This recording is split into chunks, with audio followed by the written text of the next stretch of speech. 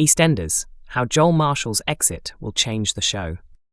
EastEnders is preparing to bring one of its most talked-about storylines to a close, following confirmation that Joel Marshall will soon be leaving Walford.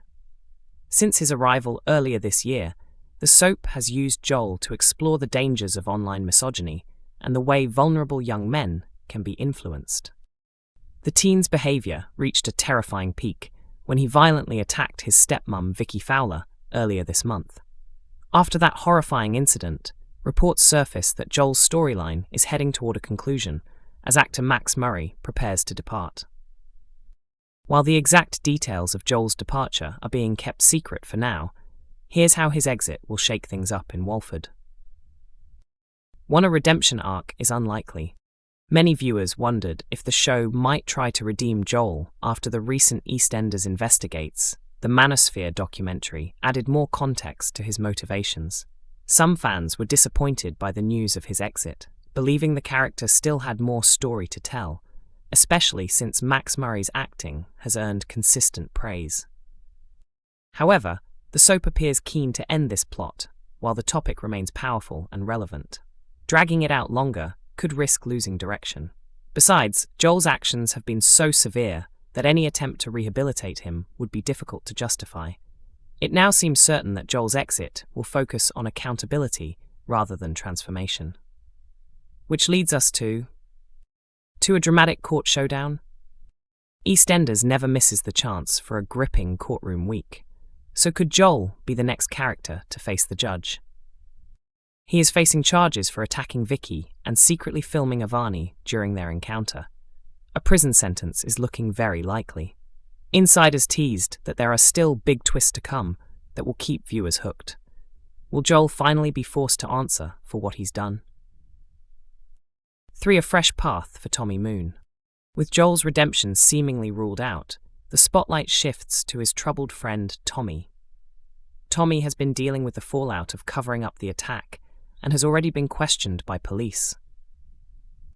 Tommy's violent past is no secret, and he has previously been removed from his home after hurting Kat and his brothers.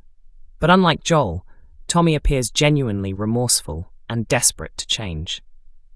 Joel's exit gives Tommy a chance to break free from the toxic influence he's been under and take responsibility for his own choices.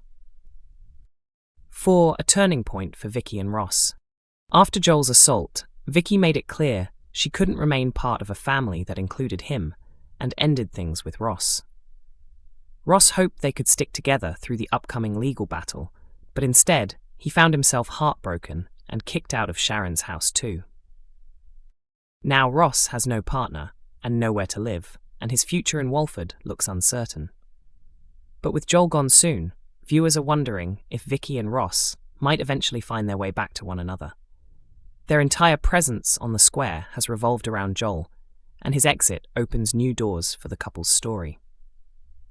Ross, especially, will need a new direction if he's going to remain in the show long term.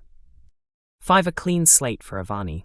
Avani has endured a devastating year, and learning the full extent of Joel's behavior made her situation even darker. With Joel leaving, she may finally be able to begin rebuilding her life without fear or constant reminders of what happened.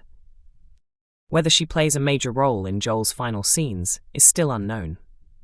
But the door is wide open for new storylines and new beginnings for her. Joel's impending departure marks the end of a disturbing but important chapter in EastEnders. Now the question is, who will be left to pick up the pieces? EastEnders confirms a devastating twist for Nigel as the Crash storyline reaches a painful resolution. EastEnders delivered an emotional blow as Nigel Bates finally accepted that he was the one responsible for the tragic accident that left Jasmine Fisher and Gina Knight fighting for their recovery. This tense episode began with Jack Branning escorting a fragile and anxious Nigel to the police station. There, he confronted his wife Julie, who had previously stepped in and falsely claimed she was the driver to protect him from the consequences.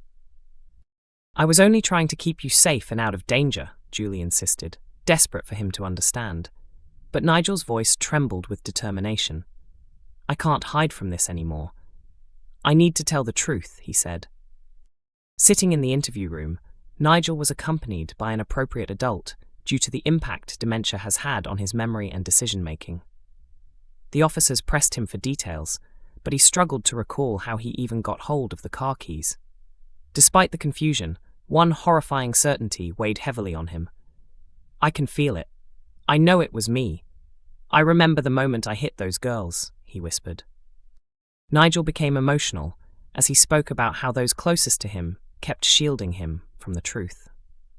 "Everyone keeps pretending and lying about what I've done," he said, convinced Julie would confirm his confession.